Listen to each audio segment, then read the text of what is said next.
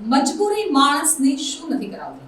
CA નો અભ્યાસ કરતો વિદ્યાર્થી અભ્યાસનો ખર્ચ પહોંચી વળવા માટે આખરે ચોરીના રવાડે ચડ્યો હોય તેવો કિસ્સો સામે આવ્યો છે. બનાવની વિગત જોઈએ તો આરોપી પાસેથી અલગ અલગ મોપેડની ડુપ્લિકેટ ચાવીઓ સહિત રોકડા રકમ પોલીસે કબજે કરી વધુ પૂછપરછ હાથ ધરી છે. મજબૂરી માણસને શું નથી કરાવતી તેનો દાખલો સુરતમાં મળ્યો છે, જ્યાં એક વિદ્યાર્થીએ પોતાના અભ્યાસનો આર્થિક ખર્ચ નીકાળવા ચોરીના માર્ગો પર જવાની ફરજ પડી છે, જે વિદ્યાર્થી અંતે જેલના સળિયા ગણવાનો વારો આવ્યો છે.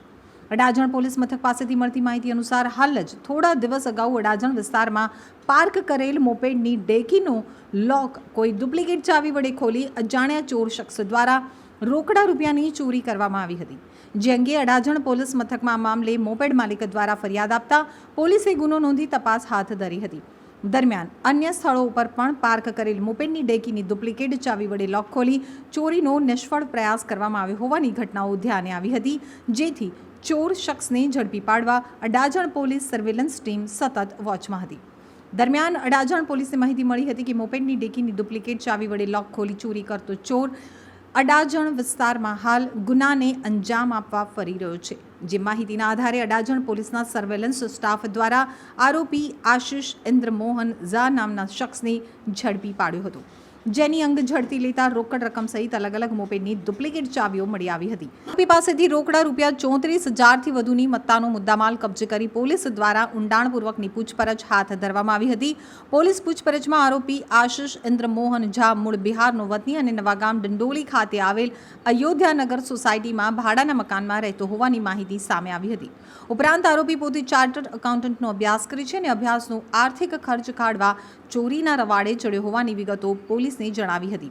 આરોપીએ પોલીસને જણાવ્યું હતું કે પોતાની આર્થિક સ્થિતિ ખૂબ જ નબળી છે અને વતન રહેતા માતા પિતા તેના અભ્યાસનો ખર્ચ ઉપાડે છે, જે ખર્ચ કાઢવા માતા પિતા માટે પણ ખૂબ જ મુશ્કેલ બની રહ્યું છે. આર્થિક સ્થિતિ ખૂબ જ ખરાબ હોવાના કારણે અલગ અલગ સ્થળો પર પાર્ક કરેલ મોપેડની ડેકીની લોક ડુપ્લિકેટ ચાવી વડે ખોલી ચોરીની 2 થી 3 વખત નિષ્ફળ પ્રયાસ કર્યો હતો, જેમાં માત્ર 1 વખત સફળતા મળી હતી. જો કે અન્ય ચોરીની ઘટનાને અંજામ આપવા માટે અડાજણ વિસ્તારમાં ફરી રહ્યો હતો તે વખતે જ પોલીસે તેને ઝડપી પાડ્યો હતો.